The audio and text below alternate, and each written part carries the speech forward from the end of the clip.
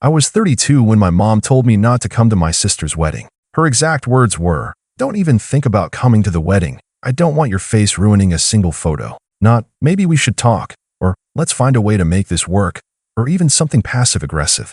Just straight-up exile. It wasn't even shocking at that point, just numb. Like when you touch ice for too long and forget it's supposed to hurt. That night, I got a text from my sister, Megan. For words, "Maybe if you weren't so pathetic, you'd be worth inviting." No emoji, no punctuation beyond that period, like she'd thought about it, edited it, and made sure it landed sharp. I stared at the screen for a long time before locking my phone and setting it face down. I didn't cry. I didn't scream. I didn't even sigh. I just sat back on my old beige couch and stared at the popcorn ceiling like it might blink first. Let me rewind a bit. I'm Alex, by the way. Grew up in a small town where reputation mattered more than reality. You smiled in public, cried in private, and plastered achievements like wallpaper over every crack in the family. Megan, my younger sister by 4 years, was the golden child. Blonde, bubbly, and somehow able to fail upward. Dropped out of college? She's following her own path. Got fired from 3 different jobs in 2 years? Her managers were intimidated by her confidence. When she got engaged to Ryan, who, by the way, is the kind of guy who calls wine grape juice for grown-ups, my mom acted like Megan had won a Nobel Prize. Me? I work in IT, live alone, have no criminal record, pay my bills on time, and bring a covered dish to every family gathering. But I've never been photogenic, never been inspiring, never been whatever illusion they built around Megan. I was the background noise in the family album. And apparently, even that was too loud for them now. The thing about being the invisible sibling is that no one notices when you're doing the actual work. Like how Megan and Ryan's dream wedding venue. Yeah, that booking was under my name. Because I put the deposit down as a surprise gift 6 months ago when I was still trying to convince myself we could be a real family. Megan had been gushing about the venue since she was 17, some lakeside estate with ivy-covered arches and swans or peacocks or some other impractical bird that poops on everything. It was her fantasy, and I thought maybe, just maybe, helping her get it would mean something. I paid the deposit in full $3,000, non-refundable if canceled within 30 days. She never even said thank you. Just told her and it worked out and bragged to her followers about manifesting the perfect wedding spot. I stayed quiet because I'd spent most of my life believing that love was quiet, that it didn't need applause or recognition, that if I just kept showing up, eventually someone would notice. Instead, I got disinvited. No explanation. No nuance. Just a command. When I told Mom it felt hurtful, she blinked at me like I'd said something in another language. "It's Megan's day," she said, like that explained everything. "You've never been close anyway, and she doesn't want any bad energy." Bad energy? That was rich, coming from the woman who once screamed at a waitress for putting dressing on the side instead of mixing it in. But sure, I was the curse. I didn't argue. I just nodded and left early. Drove home in silence. Sat in my apartment and watched the sun dip behind the ugly gray buildings across the street. And that's when Megan's text came in. I think a part of me broke in that moment. Not in the dramatic, shattered glass way you see in movies. More like when a bone shifts just enough to stop working right. I kept rereading her words, waiting for the apology that never came. My hands didn't even shake. I just smiled. A real, strange, hollow smile. And then I opened my laptop. The venue had a cancellation policy. One I knew by heart, because I'd read every clause back when I booked it. Cancel within 30 days and the deposit's gone. Cancel before that, and you can get most of it back, or transfer the date to another event for a small fee. I glanced at the calendar. 28 days. Barely. Just under the wire. Megan had cut it close. She always did. The confirmation email, invoice, and contract were all under my name. They'd never transferred it. Never thought to. Because why would they? I was just the background noise. I didn't cancel it that night. I didn't want it to be a tantrum. I wanted it to be clean. I wanted it to mean something. Over the next 2 days, I kept an eye on her Instagram. The venue was all over it. Videos of her twirling on the dock. Slow-mo shots of Ryan dipping her dramatically while some pop song played in the background. My mom commented on every post with heart emojis and hashtags like #DreamWedding and #SoBlessed. Ryan posted a picture of the contract folder, my signature, captioned, "Locking it in. The best day of our lives awaits." On day 3, I went to the venue in person. Walked in wearing a button-up and my nicest shoes. The coordinator, Camille, recognized me immediately. "Oh, Alex, right? Everything's going smoothly. We sent over the guest list draft for approval." I held up a hand. "Actually," I said calmly, There's been a change of plans. She blinked. Oh. I laid out the policy. Showed her the paperwork. Explained that due to personal issues, the reservation would need to be canceled. I asked if there was a waiting list. There was. A couple had been trying to book that date for their anniversary vow renewal. Do they want it? I asked. Camille called them. They said yes within 5 minutes. She handled the rest. I didn't ask for the refund. I didn't care. I signed the release, thanked her, and walked out into the sunshine like I hadn't just flipped the first domino. Then I waited. Not a word from Megan. Not a single heads up. Probably because she thought I didn't have the spine to do anything. Or worse, she forgot I was involved at all. She probably thought Ryan had booked it. He didn't. He just showed up to the tour and took selfies. All bark, no paperwork. 10 days out from the wedding, Megan posted a video doing a venue walkthrough in a white dress and heels, caption final prep. Can't believe it's almost here. That was when I knew they still hadn't noticed. They hadn't called the venue. Hadn't confirmed anything. They were coasting on vibes. 5 days out, I got a call from Camille. Hey, just wanted to thank you again for how smooth that transition was. The new couple is so grateful. They're even adding custom lights for the dock. It's gonna look stunning. 3 days out, silence.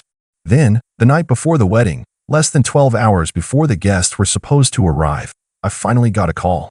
It was Mom, and I didn't pick up. She called again. Then again. By the 5th missed call, I finally turned the phone over and stared at the screen. Her name glowed there like a mosquito bite, small, persistent, irritating. I didn't answer. I didn't want yelling. I didn't want fake apologies. I didn't want her to accuse me of ruining anything, when the only thing I'd ruined was their assumption that I'd keep taking it forever. Then my phone buzzed with a text. Mom texted, "What did you do? The venue says it's booked under someone else. They said it was canceled. Call me now." I didn't. Instead, I poured myself a glass of orange juice, walked over to the window, and watched the traffic crawl by below. The sun had just started to dip behind the rooftops, that weird golden haze making everything look like it was being filmed for a perfume commercial. I took a sip and waited. 30 seconds later, another text came in. Megan texted, "What did you do? You ruined my wedding. You selfish, jealous, pathetic." She went on, paragraph after paragraph. Caps lock. Exclamation points. At one point, I think she threatened to sue me. I didn't read most of it. Just scrolled slowly, one thumb flick at a time, marveling at how fast they could pivot from ignoring me to making me the center of the universe. I finally got a call from Ryan. His name popped up and I actually laughed. Like a full, stupid, breathless laugh. Ryan had never called me in his life. Not for a birthday. Not for a thanks, man, when I helped move furniture into their first apartment. But now? Oh, now he needed a word. Did I answer? Of course not. I wanted silence. I wanted them to stew. To squirm. To sit on their perfect, expensive, flour-coated lie and realize they hadn't even thought about logistics. They just assumed that because I handled it, it would stay handled. But no, when they kicked me out of the wedding, they kicked out the one person who was actually holding it together. Around 7 p.m., Megan posted a black screen on her Instagram story with the caption, "Sometimes family betrays you worse than any stranger ever could." Cue the violin. An hour later, Mom called again. But this time, she left a voicemail. Her voice was the kind of calm you only hear when someone's about to lose it. The inhale before the scream. "Alex, I don't know what you think you're doing, or what you think this proves, but you've gone too far. This is Megan's wedding. Her special day. She's devastated. You don't want to be remembered as the bitter, spiteful brother who ruined something beautiful. We're giving you one last chance to fix this. Call the venue. Make it right." I saved the voicemail. Not for legal reasons. Just because I wanted to remember how quickly they could twist a knife and call it a handshake. At exactly 9:42 p.m., my building's power flickered. Not from some symbolic storm or anything. Just the city grid being old. Still, it felt oddly perfect. Like the universe was giving me a soft spotlight for what came next. I sat down, opened my blinds, and looked out over the city. Far in the distance, though not far enough, I could see the venue's roof. A tiny speck by the lake, barely visible. The swans, or peacocks, or whatever they'd rented, would be wandering around aimlessly now. The chairs would be neatly stacked. The arbor, if it was even up yet, would be getting disassembled. And somewhere, probably in a hotel room with wilting flowers and a melting cake, Megan was realizing that hashtags and filters couldn't uncancel a wedding. I leaned back, set my phone on the armrest, and let out a slow, even breath. I hadn't ruined her wedding. She had, by pretending I didn't exist, by weaponizing guilt and exclusion, by forgetting that I was the one who made her fantasy possible in the first place. They never asked me what I wanted. Never once thought to include me beyond what I could do for them. And now? Now they were going to learn what silence really sounded like. The next morning was supposed to be the big day. Sunrise ceremony, violinists by the dock, a champagne breakfast with hand-painted flutes. I knew all of this because I'd seen the planning folder. Megan left it on my coffee table during one of the rare times she visited, back when she still needed my credit card. At 6 a.m., I got a knock at my door. It wasn't loud, just 3 polite little taps. I knew before I opened it who it would be. And when I did, there she was. My mother. Hair up, sunglasses already on despite the morning chill, face frozen in that tight little expression she wore whenever she was 2 seconds away from lying through her teeth. Her mouth opened. But before she could say a word, I held up one finger. "Let me guess," I said. "You came to apologize, right? Not because you mean it, but because you need me to undo the damage." She didn't blink. She just whispered, "Alex, you don't understand what you've done." I tilted my head, slowly, like I was listening for a sound in the distance. Then I nodded. "You're right," I said quietly. "I don't understand. I don't understand why it took this for you to realize I was even in the picture. I don't understand how you can spit in someone's face and then be shocked when they stop cleaning your messes. But I do understand this." I stepped back and gently pushed the door closed. It didn't slam. Didn't need to. It was soft. Final. And on the other side, I heard nothing but silence. The door stayed shut. I didn't lock it for dramatic effect or anything. I just stood there, hand on the knob, listening to the quiet breath of the hallway. I could still feel her presence through the wood, like a ghost who hadn't quite accepted she was dead yet. Eventually, I heard her heels click away, one slow step at a time, retreating down the hallway like she was waiting for me to call her back. I didn't. I went back to the couch and sat down. Didn't check my phone. Didn't make coffee. Just sat. The city was waking up. Horns, birds, the occasional clatter of garbage bins. But up here it still felt like midnight. I'd expected to feel something, guilt, triumph, maybe even anxiety. But what I felt instead was space. Like I'd been carrying a bag of bricks for years, and someone finally said, "You know you can put that down, right?" I didn't hear from Megan all morning. No texts, no threats, no apology. But around 11:45 a.m., her fiancé Ryan decided to go full panic mode. He posted a long, frantic Instagram story that started with "to our friends and family" and ended with "we were blindsided." The middle part was a jumbled mess of passive-aggressive whining. Due to unforeseen circumstances, betrayed by someone we trusted, real love isn't about venues. It was practically dripping with fake humility. Like if he added enough sad music and puppy-eyed expressions, people would forget he once told me I look like the IT guy from a discount sitcom. Naturally, the comments poured in. "OMG, what happened?" Sending love, heart emoji. "Wait, isn't your brother the one who helped book the venue?" I watched it all unfold from the couch, sipping the same glass of juice I hadn't finished the night before. By now, I was half expecting one of them to just show up with a camera crew and turn this into some sad YouTube vlog. We got canceled by family, but still said I do. Cue the tears. Cue the monetization. By mid-afternoon, I started getting messages from extended family. Cousins I hadn't heard from since high school. An uncle who once forgot my name at Christmas. All of them suddenly very concerned. "Hey man, saw the post. Is everything okay? Your mom said something about you canceling Megan's wedding. Is that true? Just want to say, whatever happened, hope you guys can work it out. Family's important." Right. Family. The same family that never called on my birthday. The same family that RSVP'd, maybe, to my graduation party and never showed. Now they were worried? Now I was worth the effort? I ignored every message. But there was one that I didn't delete right away. It was from Aunt Doreen. Not a fan favorite, to be clear. She'd always been a little too blunt, a little too tan, and a little too obsessed with her Pomeranians.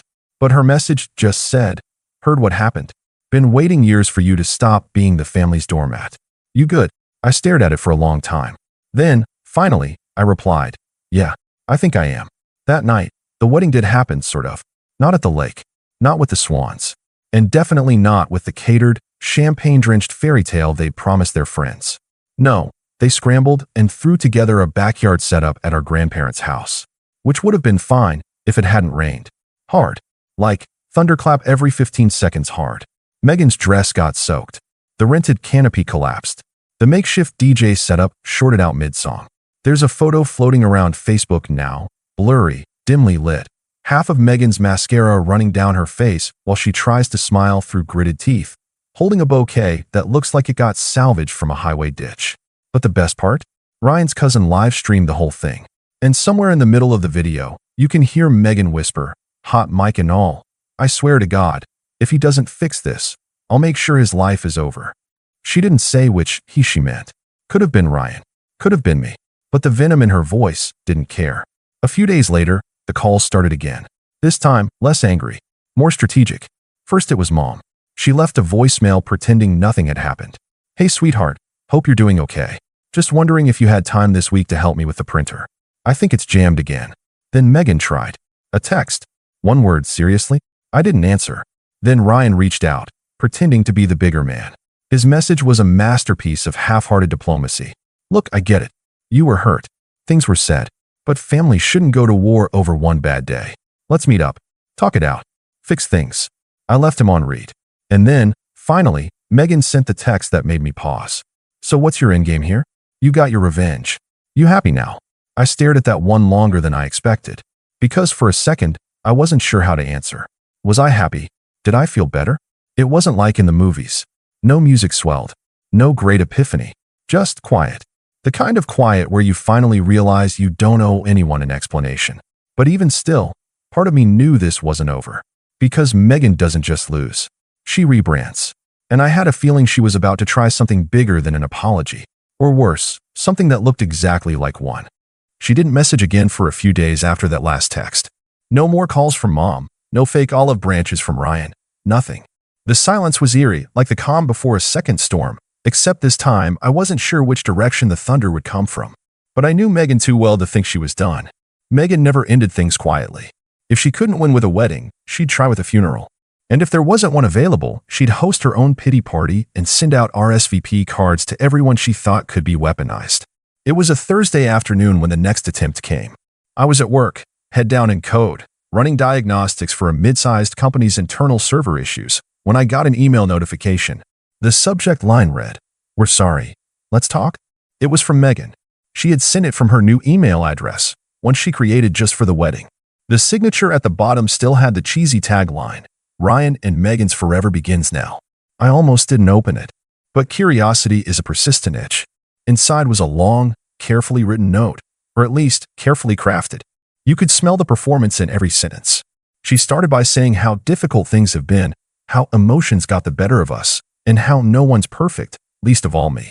She then pivoted into guilt-tripping mode, writing how sad it was that I missed her big day and how much she wished things could have gone differently. There was a part that genuinely made me choke on my coffee. "You've always been the fixer in this family.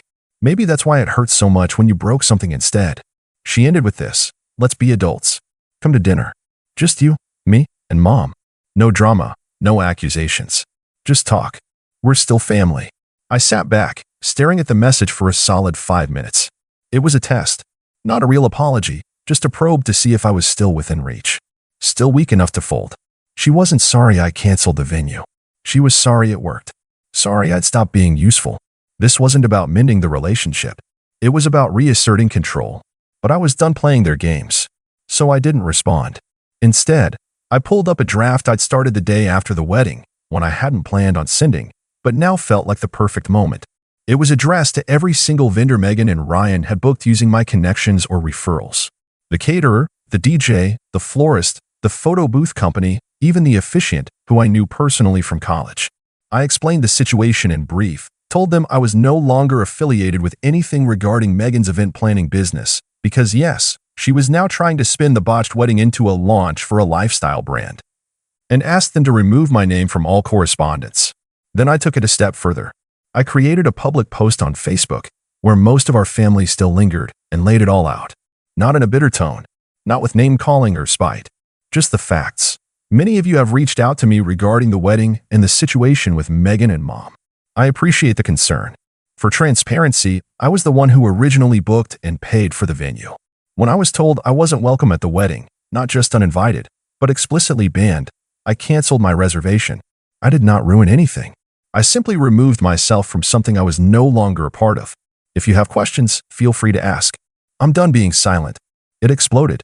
Half the comments were from people saying they had no idea or couldn't believe Megan would say that. A few of the older relatives stayed neutral, posting things like, Family's complicated. Hope it works out. But the younger cousins? They rallied. One of them DM'd me saying, "Dude, I knew something was off. She's been awful to you for years. Respect for standing up." For the first time in my life, I wasn't the shadow in the room. I was being seen. Megan, of course, lost it. She posted a 5-slide Instagram story filled with pastel backgrounds and cursive font, where she talked about toxic energy, setting boundaries, and healing from betrayal.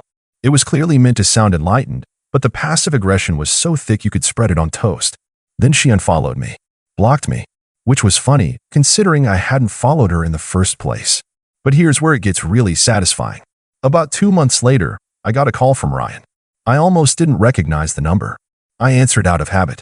"Alex," he said, his voice brittle, like he hadn't slept. "Hey, can we talk?"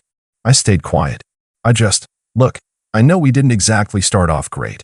Or ain't great. Or, okay, it was all bad. But I wanted to ask you something. I didn't say yes. I just waited. He sighed. "Do you know a good divorce lawyer?" That got my attention. Apparently, Megan's business venture, the wedding brand she launched after the disaster, had flopped hard. She'd ordered a massive batch of custom planners, mugs, and inspirational quote tote bags, but never paid the fulfillment service. Lawsuits followed. She tried to crowdsource donations under the pretense of rebuilding from trauma, but people weren't buying it anymore. Her story had holes. Her pity campaign had fizzled out. And Ryan? Well, Ryan was tired of being the Instagram prop. "She's not who I thought she was," he said, his voice low. "She's exhausting, man. I feel like I've been living in someone else's influencer fantasy." I didn't say, "I told you so." I just gave him a name, a lawyer I trusted. Then I wished him luck and hung up. In the months that followed, my life got quieter. Better. I finally took the trip I'd been putting off, flew to Ireland, saw the cliffs, ate way too many potatoes, and didn't check my phone once. When I got back, I signed the lease on a new apartment with more light, more space, and no memories. I stopped answering any messages from my mother. I changed my number. Let go of the idea that they'd ever understand me. And then, one day, something wild happened. I got a letter in the mail. Handwritten. No return address. Inside was a card with a picture of a cat wearing sunglasses and 3 words in big font. "You were right." No signature. No explanation. But I recognized Megan's handwriting. I sat down, stared at it for a long time, then tossed it into a drawer. Not because I needed to keep it, but because it no longer hurt. She'd finally said something true, and that was enough. I didn't need revenge anymore. I'd already won.